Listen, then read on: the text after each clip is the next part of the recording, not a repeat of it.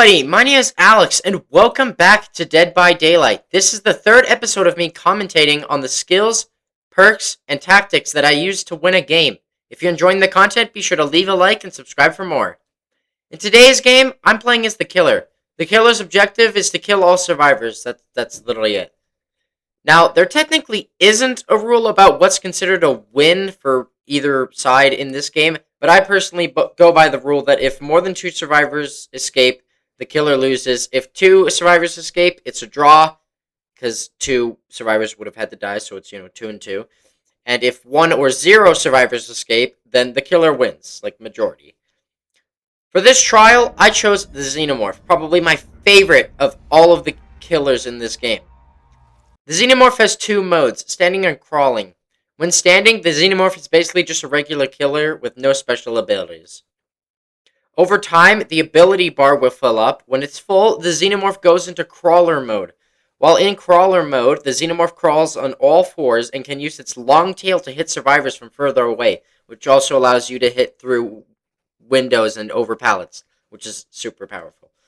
On top of this, there's a tunnel next to each generator on the map that the Xenomorph can go into to get around the map significantly faster, and it can also see the footsteps of nearby survivors while in the tunnels. The ability bar also fills up significantly faster when in tunnels. Sounds pretty overpowered, right? For my loadout today, I'm bringing the crew headset and harpoon gun ability add-ons. I also brought a Ebony Memento Mori offering, and for perks, I brought Eruption, Hex Fortune's Fool, Hex Devour Hope, and No Holds Barred. We're taken to the Azarov's resting place map. This is an ideal map, especially for Xeno, because there's a lot of open room for me to use my tail, and the generators aren't too spread apart from each other, but they're also not too close to each other. I get straight to business, using a tunnel to venture quickly across the map. I do this because by default the survivors start on the opposite side of the map from the killer. I reach my destination and can tell from the red arrows on my screen that this is exactly where the group is meeting up. I get an easy hit, ignoring the turret, which takes me out of crawler mode soon after. I don't give chase, instead returning to my tunnel to get my tail back quicker. I move to the closest generator, remembering that the survivor I hit ran this way. However, I found a different target. After hitting them, causing harpoon gun to activate, I down and put them on a hook in the open. After returning to my tunnel, I leave the area quickly to ensure I'm at least 24 meters away from that survivor when their team inevitably saves her. I found a survivor from the footsteps and emerged from the closest tunnel entrance. After destroying a turret that was placed too close to my tunnel to activate, I somehow lost my prey and searched 2 nearby lockers with no luck. The other survivor is unhooked while I continue my search, giving me 1 token. After locating a survivor, I notice a flame turret to my right and give chase. They make a very bad move, giving me a free hit on them before running towards the turret. I destroy the turret before it takes my ability and continue the chase.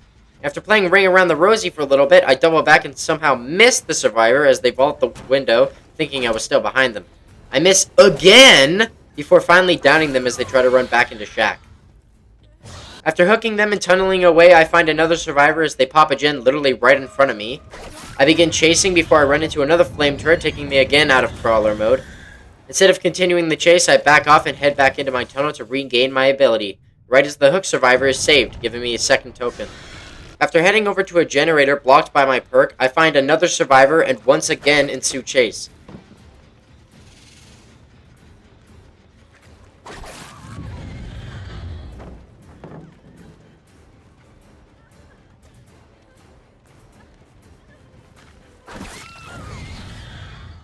After hooking her, I leave the area looking for more survivors. I'm in the middle of destroying an annoying turret when I get my 3rd token. This means that from now on, unless the Hex Totem is cleansed, I will instantly down survivors with basic attacks. Something I put very good use to.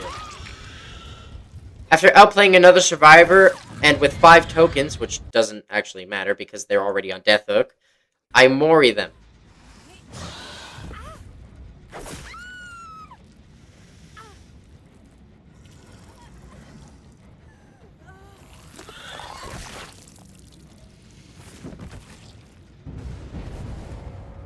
That explosion you heard near the end was, unfortunately, the cleansing of my Devour Totem, which they finally found. Meaning, the fun was technically over. After a survivor still on hook dies, a tie is now guaranteed with 2 survivors left. I quickly find that one survivor that has managed to evade me the entire freaking game and down and hook him for the first time. Shortly after, I notice that he's actually killing himself by attempting to get off hook, a mechanic that has a very low chance of succeeding, but if successful, allows you to release yourself from the hook in the first stage. He's forcing this to kill himself faster so that the hatch will spawn for the survivor. By the way, the hatch is something that spawns in a random place on the map when only one survivor is left in the trial. The killer can close the hatch if they find it, but that automatically powers both exit doors and begins the endgame collapse phase. The race for who finds the hatch first begins. If I can find the survivor or the hatch first, a 4K is almost guaranteed, even though a win is already guaranteed because there's only one left.